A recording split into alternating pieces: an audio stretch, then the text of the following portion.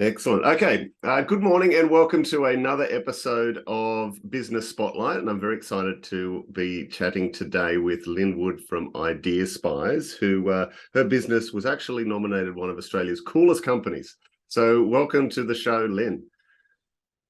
Thank you very much, Stephen. It's a delight to be here.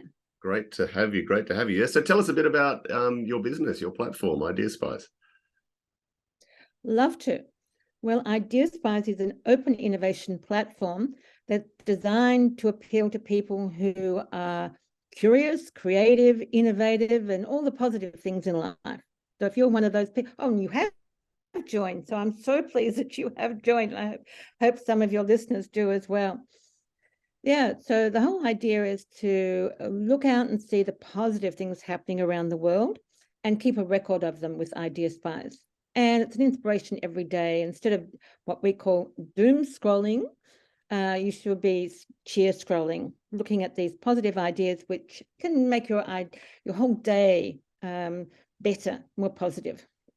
Sounds like a good thing to be pursuing. So, what was the catalyst for this? Why did you start it? Well, I had a role as a board member that involved my traveling a lot a few years ago, and I was seeing a lot of these positive ideas around the world, and I thought, we're not seeing them in Australia. We're, as I said before, we're having to doom scroll because there's so much negative news. Anyway, so a guide, when I was traveling over with a friend to Vancouver Island, said, promote what you love rather than bash what you hate.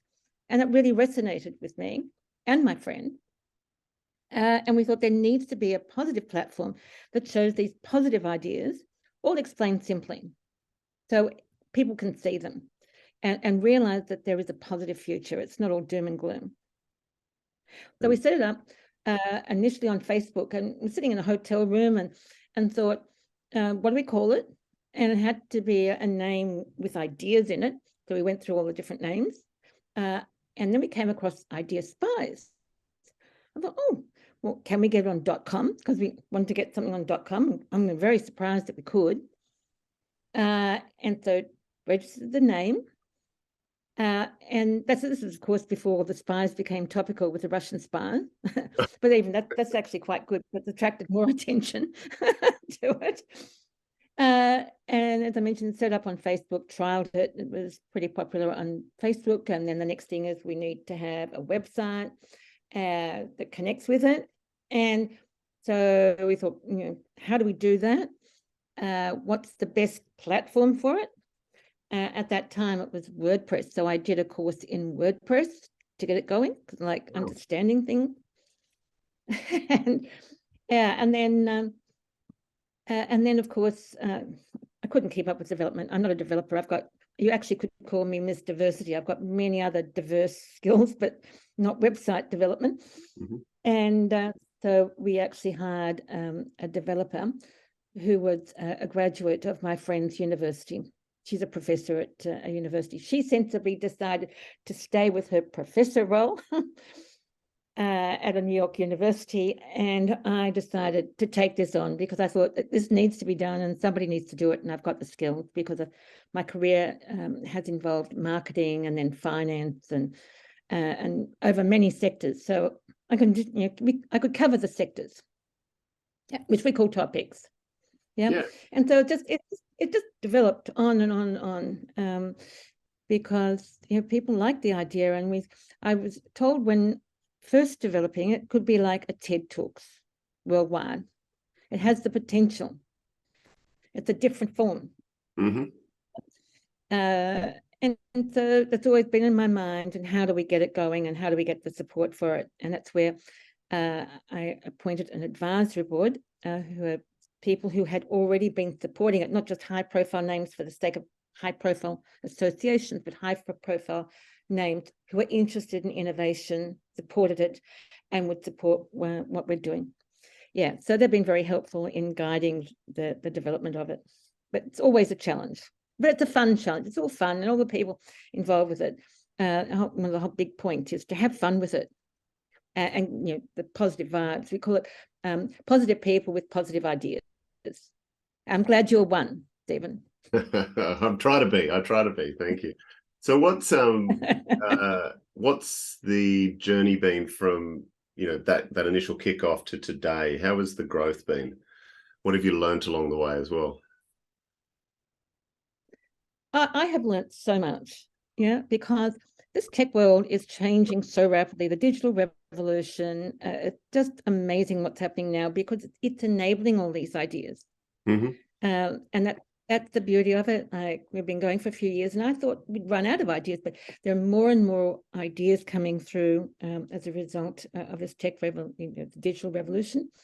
And so I'm just constantly learning about how to deal with all this technology that we have, and how to share ideas and how to express them, because our formula is a catchy headline, an image, and 100 words description. Okay. And these days, communication is so important. So that's one of the reasons that the editors like being involved as well, because we're learning all the time how to cut through, how to get your message across in this environment where we're all getting swamped. We're all getting swamped with information. Yes. So you've got to be, quite rigorous, in terms of cutting out a lot of stuff that's not good, like all the misinformation around.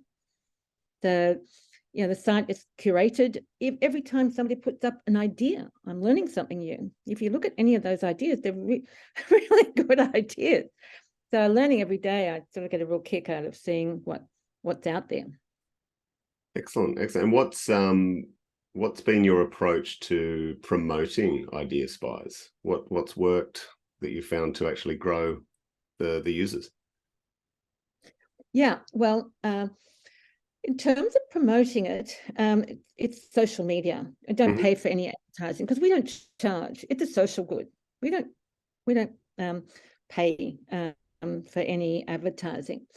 So it's all through social media, and that's the point about the communication. How do we how do we share these ideas? It's all about sharing ideas that do good. How do we share these ideas most effectively?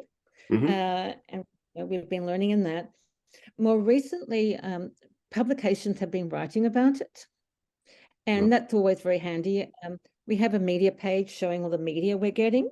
Because it is different. No one else is crazy enough to do what we're doing here in terms of offering all these ideas for free.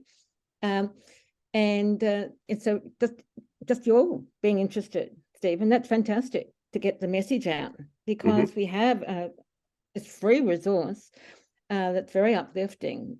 And very inspiring, because anybody who has an idea, who wants to develop an idea, and there are more and more people who are doing that, can actually look at Ideaspies and search it, by you can put in plastics, you can put in nuclear, you can put in any word you like, and you can see if there's already something happening in that space, and you can see if you could do something better.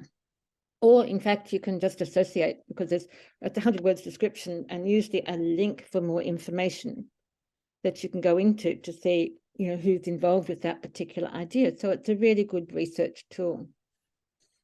Fantastic. And what's been some of the impact this has had on individuals, on communities, on society that you're particularly proud of? Okay, all right. The impact. Well, one thing is yet to happen. It hasn't actually happened. We have individual impacts, but we're adding to awareness of ideas. Yeah. So it's not like we're inventing something. What we're doing is sharing good ideas, and so we're adding to, because we figure that they should be better known. That's what we're doing. But later on in September, there's going to be a book published by some professors over in the UK, and it's all about the need for an ideas-informed society, why we need it, and how to make it happen. And they approached me earlier this year to see if I'd include a chapter on Ideaspies, because they saw that as a way to make it happen. And there's so much going on now with democracy, in terms of being concerns about it operating effectively. Their view is that if people are more ideas informed, that we'll have a better governance worldwide. And so that's I think is really good, that we could have an influence there. So that's something for the future. In terms of the past, and this is actually in the book, COVID seems like a distant memory, doesn't it? Oh, right? Yeah, way back. But a distant bad memory. But anyway, I remember this is a few years ago when COVID hit, when it was hitting us really badly. I remember walking around the park thinking, why doesn't the government have a plan of action? Their plan of action at that time was, well, and this is when nobody could travel to Australia, and my daughter was overseas, and it hits you when it's your family. And there was no plan of action. And they were saying the next election we'll be announcing something. And that was like almost a year away. So I'm walking around the park and thinking, this is ridiculous. I can put forward a plan of action. I can do that. And I can do it in 100 words. So I actually put up on Ideaspies, this is what should happen with COVID in terms of treating it. It was pretty obvious. It's a 10-point plan, and circulated that, and that got so much support. It was in that year, I think it was 2021. That was the most popular idea by far. And interesting enough, the government ended up doing everything what we were saying.